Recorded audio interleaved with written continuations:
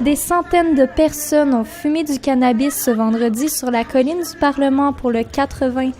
Une protestation en faveur de la légalisation de la marijuana. Le Sénat étudie actuellement le projet de loi. Les Canadiens sont-ils prêts à la légalisation du cannabis?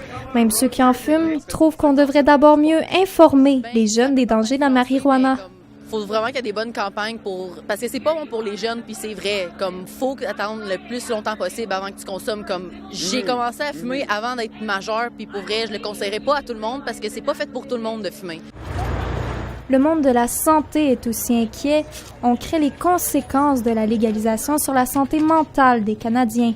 Une des grosses préoccupations, c'est vraiment le fait que la consommation abusive de cannabis, donc le THC, l'élément qui est psychoactif dans la substance, pourrait être un des éléments déclencheurs au niveau de troubles de santé mentale, quand on parle, par exemple, peut-être la schizophrénie.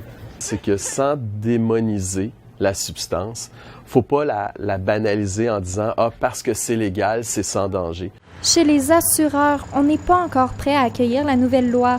La légalisation du cannabis entraîne toutes sortes de flous quant à la responsabilité professionnelle, l'assurance travail et l'assurance automobile. Les compagnies d'assurance songent présentement à charger aux fumeurs de cannabis les mêmes frais qu'à ceux qui fument la cigarette.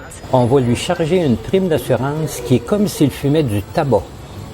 Et ça, c'est une erreur parce que le tabac n'a pas du tout le même effet que le cannabis. Alors, il prend un peu de cannabis, la quantité reste à déterminer. Sa prime d'assurance va augmenter de 30, 40, 50 et ça peut aller jusqu'à 100 %. Prêt pas prêt, tout indique que le cannabis devrait être légal au Canada dès le mois d'août. Beaucoup en seront heureux, mais d'autres en sont inquiets. Corinne Villot, La Cité, Ottawa.